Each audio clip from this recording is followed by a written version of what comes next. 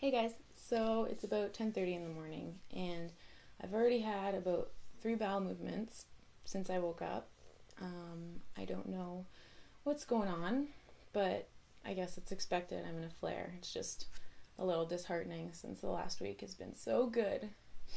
So today I'm going to teach you about ulcerative colitis. I'm going to try to sound super smart, but not too smart. Like smart enough that you'll learn something, but chill enough that you'll stay with me to the end of the video. So honestly, I'm pretty embarrassed to say this, but before I was diagnosed, I had absolutely no idea how the digestive system worked. Someone would tell me about my colon, and then someone would mention my large intestine, and I thought they were two completely different things, and I didn't know what either of them did. But after learning about the whole digestive system, I think it's actually really fascinating, and I think everyone should know about it. So hopefully you stick with me to the end.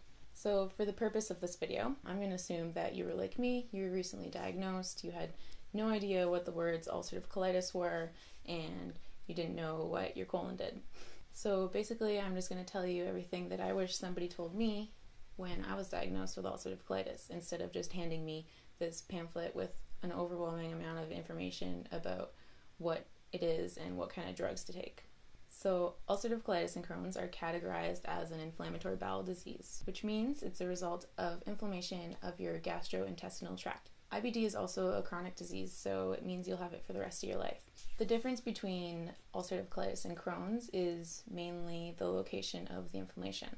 So in ulcerative colitis, only the colon is inflamed, but with Crohn's, anywhere in your gastrointestinal tract can be inflamed. That's anywhere from your gum to your bum. Before you can understand how ulcerative colitis works, you need to understand how the digestive system works. The gastrointestinal tract has 2 main functions: immune protection and nutrient absorption.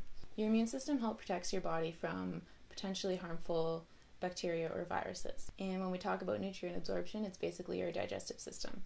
So your digestive system starts with your mouth and your teeth. You're technically supposed to chew your food 30 times before you swallow, and I know no one does it, but it's pretty important, so you can try. Your esophagus transports food from your mouth to your stomach. Your stomach's main job is to break down the food as much as it can. Once the food is broken down enough, it gets pushed into the small intestine. Once it reaches the small intestine, the nutrients are pulled into the bloodstream and delivered throughout your body. Once your small intestine's done with all that, it gets pushed into the colon and becomes basically waste. Your colon's main job is to absorb all the fluid and if there's any extra nutrients left in there. So by absorbing all the excess fluid, your stool becomes solid rather than liquid. And the last part is your rectum, which holds the stool until you're ready to go to the bathroom. So ulcerative colitis is an autoimmune disorder. When you have an autoimmune disorder, something causes your immune system to malfunction.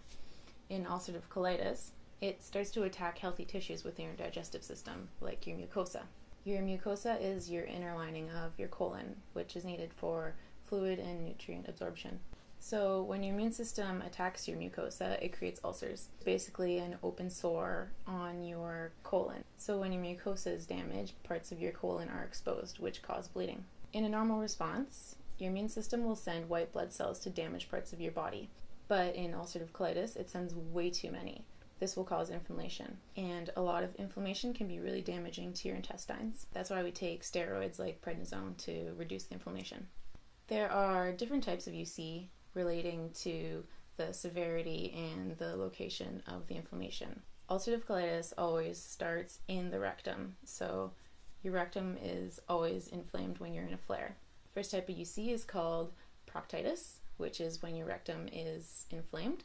There's proctosigmoiditis, which is when your rectum and your sigmoid colon is inflamed. Left-sided colitis, inflammation extends through the descending colon. And pancolitis, where your entire colon is inflamed, which is what I have.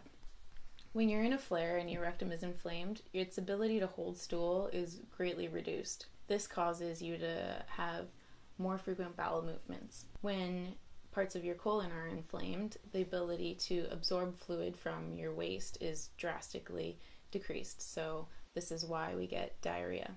Oftentimes, this means that we really can't hold it. So that means really embarrassing accidents that I'm sure a lot of people have had. I think this can be one of the hardest symptoms to deal with. The fear of not being close to a bathroom can limit some people's daily activities. I mean, during my first flare, I had up to 25 bowel movements a day, so I couldn't exactly leave the house. But if you're in a moderate flare, you're still going to have to go pretty frequently. Although there are no nerve endings inside your intestines, you get really sharp stomach pains because of your intestines contracting and pushing food and gas and waste through. Loss of blood is due to the ulcers, and this can happen even without passing stool. Many times I had the urge to go to the bathroom, but it ended up just being blood. This resulted in my low hemoglobin and how I became anemic. Anemic means that you're low in iron, and iron is needed in order to produce the red blood cells. Being tired is mostly due to the inflammation itself, but it can also be from the anemia. When you're anemic, the blood can't carry oxygen to the tissues in your body as effectively. And as a result, you get tired more easily and you're short of breath doing things that really take no effort at all. You can understand that this could be a problem when you're in a flare and in the middle of the night you have to get up over 10 times and run to the bathroom. There were many times where I almost fainted and I literally only have to run like 5 meters to get to the bathroom, so it's pretty dangerous. All these factors can lead to loss of appetite and change in metabolism. During my first flare, I lost 25 pounds in 2 months. I lost a lot of muscle partly due to becoming a vegetable and not moving. After a week of lying in a hospital bed, the first time I tried to get up and walk further than the bathroom, it was really emotional and I couldn't even make it to the end of the ward. It's kind of scary to lose something like that. So I suggest, if you are in a flare, don't lay in bed all day. Try to get up every hour or so, walk as much as you can, do some bed exercises. This will also decrease your chances of a blood clot, and you don't want a blood clot. You have enough on your plate already. What's most frustrating to some people is not understanding how they got ulcerative colitis. I mean, my grandma still asks me and my mom, like, but how did she get it? Like, what did she do? What did I do wrong? What did you do wrong? And the problem is that nobody knows. Some people say it's genetics. Some people say it's environmental factors like where we live and the toxins we breathe, or even the chemicals in the food that we eat. But what we do know is that it's commonly diagnosed in people between the ages of 15 and 30, and then again later between the ages of 50 and 70. It is more common in white people and in Jewish people. Your chances of getting it are slightly increased if you have a family member who has the disease. And we know that Canada has the highest rate in the world. Every 1 in 150 people have it, so that's about 230,000 people. While there is no instant cure for ulcerative colitis, the good news is that it can be managed safely and effectively with medications. Some lifestyle changes might have to be made, like increasing sleep, decreasing stress, and just generally living an overall healthier lifestyle. Treatments from the medications aim to bring people that are in a flare into remission. Remission can last for months to years at a time without any symptoms. Once you find the drugs that work for you and you've made your lifestyle changes, it should reduce the frequency of the flares. You will learn which foods you're more sensitive to, or the way that stress and sleep can affect how you feel the next day. Everyone's different though, so what might work for my diet and lifestyle might not work for someone else with the same condition.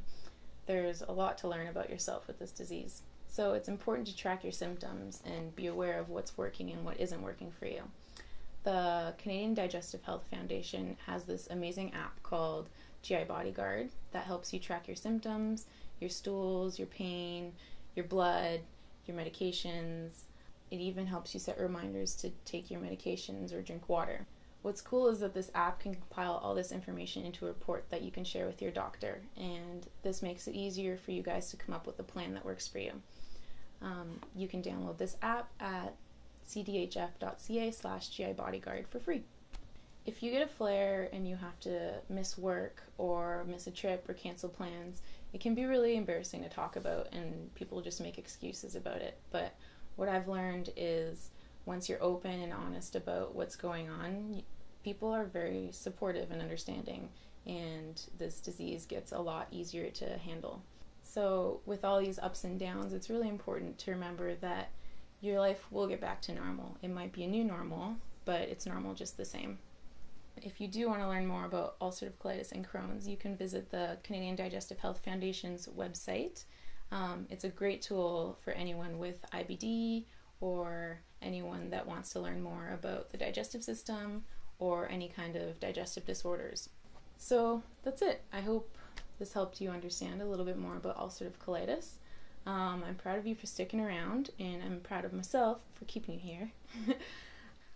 Don't forget to subscribe, and I will see you guys later. Bye.